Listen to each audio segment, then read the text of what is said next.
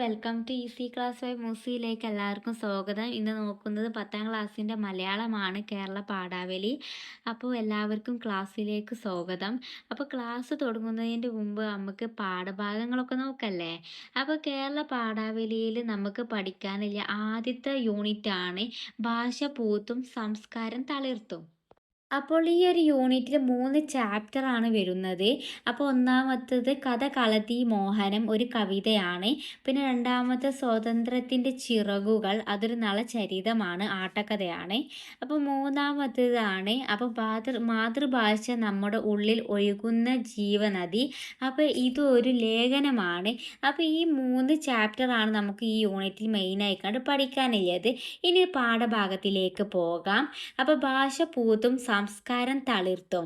അതായത് ഭാഷ പൂത്തു എന്ന് പറഞ്ഞാൽ ഭാഷ നമ്മുടെ മാതൃഭാഷയാണല്ലേ. അതറിഞ്ഞാൽ നമ്മുടെ സംസ്കാരം എന്താവല്ലോ, നമ്മുടെ സാംസ്കാരികം തളിർക്കല്ലോ, നല്ല രീതിയിൽ പോവുകയല്ലോ. നമുക്ക് എന്താണ് പ്രധാനപ്പെട്ട ഒന്നാണല്ലേ. ഭാഷ അറിഞ്ഞാലേ നമുക്ക് ഒരാളോട് വർത്താനം പറയാൻ പറ്റുമല്ലോ. അതിൻ്റെ ഇമ്പോർട്ടൻസും കാര്യങ്ങളൊക്കെയാണ് ഈ ഒരു ചാപ്റ്ററിൽ പറയുന്നത് കേട്ടോ. ഇന്നൊരു കഥ പറയാം, അയാൾ പറഞ്ഞു. എന്ത് കഥ വേണ്ടിയത്? കുട്ടികളെല്ലാവരും ഒന്നിച്ച് സംസാരിക്കാൻ തുടങ്ങി. സാർ സാർ, സുറുമയിട്ട പെൺകുട്ടി കൈ ഉയർത്തി കാട്ടി. പറയൂ, രവി പറഞ്ഞു. സാർ, ആരും ചാകാത്ത കഥ. രവി ചിരിച്ചു പോയി. അവൾ തുടുത്തു. എന്താ പേര്? രവി ചോദിച്ചു. കുഞ്ഞാമിന. ശരി, രവി പറഞ്ഞു. അപ്പോൾ രവി കഥ പറയാനൊരുങ്ങി.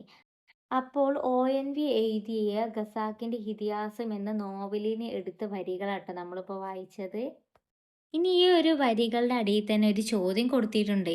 കഥ മാത്രമല്ല, എല്ലാം വൈകാരികമായി അവതരിപ്പിക്കാൻ ഭാഷ വേണം, മാതൃഭാഷ വേണം. ചർച്ച ചെയ്യുക. അപ്പോൾ ഈ ഒരു ക്വസ്റ്റ്യൻ്റെ ഉത്തരം ഞാൻ ഇതിൻ്റെ ക്വസ്റ്റ്യൻ ആൻസർ ഈ ഒരു ചാപ്റ്ററിൻ്റെ ഇടും, അതിൽ ഞാൻ ആഡ് ചെയ്യുന്നതാണ് കേട്ടോ. ഇനി നമുക്ക് കഥ കളതി മോഹനം നോക്കുന്നതിൻ്റെ മുമ്പ് അവരൊരു കോട്ട് കൊടുത്തിട്ടുണ്ട്. കഥ പറയുമ്പോൾ കിളിയുടെ കണ്ണിൽ നൂറ് നൂറ് വർണ്ണങ്ങൾ ഭാഷയുടെ ചിറകിലൂടെ.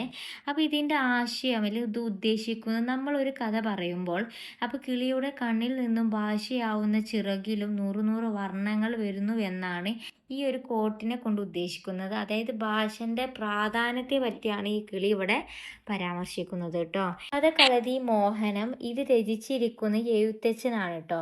അപ്പോൾ എത്ര ഗഹനമായ ആശയത്തെയും തന്നിലേക്ക് ആവാഹിക്കാൻ മലയാളികൾക്ക് കരുത്തുണ്ടാക്കിയത് എഴുത്തച്ഛൻ്റെ കാലം മുതലാണ്. എഴുത്തച്ഛൻ്റെ കാവ്യഭാഷയുടെ സവിശേഷതകൾ, വർത്തമാനകാല പ്രസക്തി തുടങ്ങിയവ മനസ്സിലാക്കാൻ സഹായിക്കുന്ന കാവ്യഭാഗമാണ് കഥകളി മോഹനം. എഴുത്തച്ഛൻ്റെ ശ്രീ മഹാഭാരതം കിളിപ്പാട്ട് ദ്രോണവർമ്മത്തിലെ ഒരു ഭാഗമാണിത്. അപ്പോൾ നേരിട്ട് പറയാതെ കിളിയെ കൊണ്ട് കഥ പറയിക്കുന്ന രീതിയിലാണ് എഴുത്തച്ഛൻ കാവ്യം രചിച്ചിരിക്കുന്നത്. പഞ്ചവർണ്ണ കിളിയെ വിളിച്ചു വരുത്തി അതിനാവശ്യമായ ഭക്ഷണ പാനീയങ്ങൾ നൽകി സന്തോഷിപ്പിച്ച ശേഷം കിളിയോട് കഥ പറയാൻ ആവശ്യപ്പെടുന്നു. പഞ്ചവർണ്ണ കിളി പെൺകിടാവേ, തെളിഞ്ഞ ചെവി രണ്ടും കുളിർക്ക പറക നീ, എൻ്റെ കാതുകൾക്ക് ഇമ്പം പകരുന്ന കഥ പറയുക എന്ന് പറഞ്ഞുകൊണ്ട് കാവ്യഭാഗം തുടങ്ങുന്നു എഴുത്തച്ഛൻ. നെഞ്ചും തെളിഞ്ഞു കുറുകി കൊഴുത്ത പാൽ പഞ്ചതാരപ്പൊടി കൂട്ടി കുഴമ്പാക്കി, അതായത് കുറുകിയെടുത്ത കൊഴുത്ത പാൽ പഞ്ചസാര പൊടി ചേർത്ത് കുഴമ്പാക്കിയതും നല്ല കദളിപ്പഴങ്ങൾ തിരഞ്ഞു ഞാൻ മെല്ലെ തിരുമ്മിയുടച്ചു തേനും വീഴ്ത്തി. അതായത് നല്ല കദളിപ്പഴങ്ങൾ കണ്ടെത്തി തിരുമ്മിയുടച്ച് തേനും ഒഴിച്ച് വെല്ലവും ശർക്കരയും പൊടിച്ചിട്ടതിൽ വെള്ളിത്തളികയിൽ മേളിച്ചു വെവ്വേറെ വെച്ചിരിക്കുന്നതെടുത്തു ഭുജിച്ചാലോ. അതായത് അതിൽ ശർക്കര പൊടിച്ചിട്ടതും വെള്ളിത്തളികയിൽ വെവ്വേറെ എടുത്തു വെച്ചിരിക്കുന്നത് സന്തോഷത്തോടെ കഴിച്ചാലും എന്ന് കവി തത്തയോട് പറയുകയാണ് ചെയ്യുന്നത്. മിച്ചയാകുന്നത് ദാഹമുണ്ടെങ്കിലോ നീലക്കരിമ്പിൻ്റെ ചാറും ഇളനീരും പാലും മധുരവും കുടിച്ചാലും ആവോളം. അതായത് നിനക്കു ദാഹിക്കുന്നുണ്ടെങ്കിൽ നീലക്കരിമ്പിൻ്റെ ചാറും ഇളനീരും പാലും തേനും വേണ്ടുവോളം കുടിച്ചോളൂ എന്ന് കവി തത്തയോട് പറയുകയാണ് ചെയ്യുന്നത്. അപ്പോൾ നല്ല നല്ല ഭക്ഷണം എന്തിനാണ് ആ പഞ്ചവർണ്ണ തത്തക്ക് കൊടുക്കുന്നത്? നല്ല നല്ല കഥകൾ കേൾക്കാനാണ്. ഈ ഭക്ഷണമൊക്കെ കഴിച്ച് സന്തോഷത്തോടെ നല്ല നല്ല കഥകൾ പറഞ്ഞു തരാൻ വേണ്ടിയാണ് ആ നല്ല ഭക്ഷണമൊക്കെ എഴുത്തച്ഛൻ കൊടുക്കുന്നത് കേട്ടോ. അപ്പോൾ എന്ത് കഥ പറഞ്ഞു തരാൻ വേണ്ടിയാണ്? മഹാഭാരത കഥകൾ കേൾക്കാൻ വേണ്ടിയാണ് എഴുത്തച്ഛൻ ഇതൊക്കെ കൊടുക്കുന്നത്.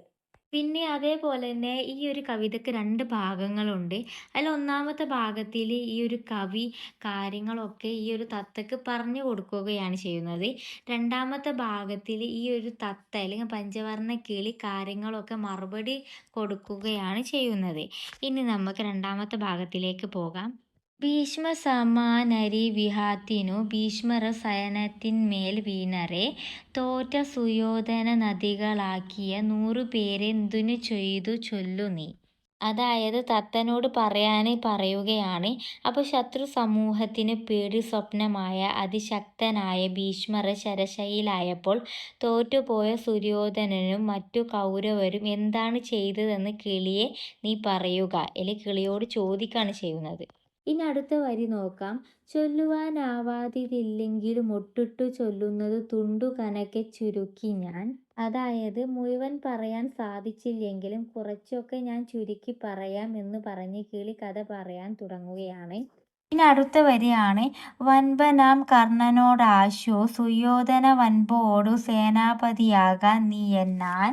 അതായത് ധീരനായ കർണനോട് എത്രയും പെട്ടെന്ന് സേനാപതിയാകാൻ സുയോധന സ്നേഹത്തോട് പറയുകയാണ് ഈ ഒരു വരികളിലൂടെ. ഇനി അടുത്ത വരികളാണ്. കർണനും മന്ദസ്മതം ചെയ്തു ചൊല്ലിനാൻ കർണസുഖം ഞാൻ പറയുകില്ല ആരോടും. അപ്പോൾ കർണനും മന്ദസ്മൃതം ചെയ്തു എന്ന് പറഞ്ഞാൽ കർണൻ ഒന്ന് പുഞ്ചിരിച്ചു. എന്നിട്ട് പറഞ്ഞു കർണസുഖം ഞാൻ പറയില്ല ആരോടും. അപ്പോൾ കർണസുഖം എന്ന് പറഞ്ഞാൽ ചെവിക്ക് കേൾക്കാൻ സുഖമുള്ളത്. അതായത് മറ്റുള്ളവരെ സൂചിപ്പിക്കാൻ വേണ്ടി ഞാൻ അപ്പോൾ ഇല്ലാത്തതൊന്നും പറയില്ല എന്നാണ് ഇവിടെ കർണൻ പറയുന്നത്. എന്നിട്ട് കർണൻ പറയുകയാണ്. ദ്രോണരാചാര്യൻ താൻ ഇരിക്കേന്തെന്നു മാനിച്ചു മറ്റുള്ളവർ അവ നിർത്തുന്നതിനു പട. അതായത് ദ്രോണരാചാര്യൻ എല്ലാത്തിനും ശക്തിയുള്ളവനാണ് ദ്രോണരാചാര്യൻ. അദ്ദേഹം ഉണ്ടാകുമ്പോൾ അപ്പോൾ എന്നോട് എന്തിനാണ് സേനാപതി ആവാൻ പറയുന്നത് എന്ന് ചോദിക്കുകയാണ് കർണൻ. ഇനി അടുത്ത വരിയാണ്. മന്നവ കേൾക്ക ഭരദ്വാജ നന്ദന നിന്നുള്ള യോദ്ധാക്കളിൽ പ്രബലനാനിവൻ. അപ്പോൾ മന്നവ കേൾക്ക, മന്നവ എന്ന് വിളിക്കുന്നത് ദുര്യോധനനെയാണ്. അങ്ങ് കേൾക്ക, ഭരദ്വാജ നന്ദന ഭരദ്വാജ മഹർഷിയുടെ മകനാണ് ദ്രോണർ. അപ്പോൾ ഭരദ്വാജ നന്ദനൻ എന്ന് പറഞ്ഞാൽ ഭരദ്വാജ മഹർഷിയുടെ നന്ദനനായ, അതായത് മകനാണ്. അപ്പോൾ മകനാണ് അല്ലെങ്കിൽ മകനായ. അപ്പോൾ നിന്നുള്ള യോദ്ധാക്കളിൽ പ്രബലനാണിവൻ. അപ്പോൾ ഇന്നുള്ള യോദ്ധാക്കളിൽ ഏറ്റവും പ്രബലനാണ്, അതായത് ശക്തിയുള്ളവനാണ് ദ്രോണർ എന്ന് കർണൻ പറയാണ് ചെയ്യുന്നത്. പിന്നെ ഞാൻ പക്ഷെ ഭരിക്കുന്നതുമുണ്ടോ, അദ്ദേഹത്തിന് ശേഷം ഞാൻ പട നയിക്കാമില്ല, സേനാധിപതി ആകാം എന്ന് പറയാണ് കർണന്. മന്നവ സങ്കടമുണ്ടായില്ലേതും. അപ്പോൾ സങ്കടമൊന്നും ഉണ്ടാവുകയില്ല എന്ന് കർണൻ പുഞ്ചിരിച്ചുകൊണ്ട് പറയുകയാണ് ചെയ്യുന്നത്. മാനിയായുള്ള സുയോധനൻ ദ്രോണരെ സേനാപതിയായ അഭിഷേകവും ചെയ്താൽ. അപ്പോൾ കർണന്റെ വാക്കുകൾ കേട്ട് സുയോധനൻ ദ്രോണരെ സേനാപതിയായി അഭിഷേകം ചെയ്തു എന്നാണ് പറയുന്നത്. അപ്പോൾ നമ്മളിവിടെ കഥകളി മോഹനം ഫുള്ളായി കണ്ടു നോക്കിയല്ലേ. അപ്പോൾ അതായത് ഇത് എഴുത്തച്ഛൻ എഴുതിയതാണ്. ഏതിൽ നിന്ന് എടുത്തതാണ്? ശ്രീ മഹാഭാരതം കിളിപ്പാട്ട് ദ്രോണപർവം എന്നതിൽ നിന്ന് എടുത്തൊരു ഭാഗമാണ് കേട്ടോ ഇത്. ഇനി നമുക്ക് അടുത്ത ക്ലാസ്സിൽ നോക്കാം. ഇതിൻ്റെ എന്തെങ്കിലും ഡൗട്ടോ കാര്യങ്ങളോ ഉണ്ടെങ്കിൽ ചോദിക്കാൻ മറക്കരുത്. പിന്നെ അതേപോലെ ഇതിൻ്റെ ചോദ്യോത്തരങ്ങളും അപ്ലോഡ് ചെയ്യുന്നതാണ്.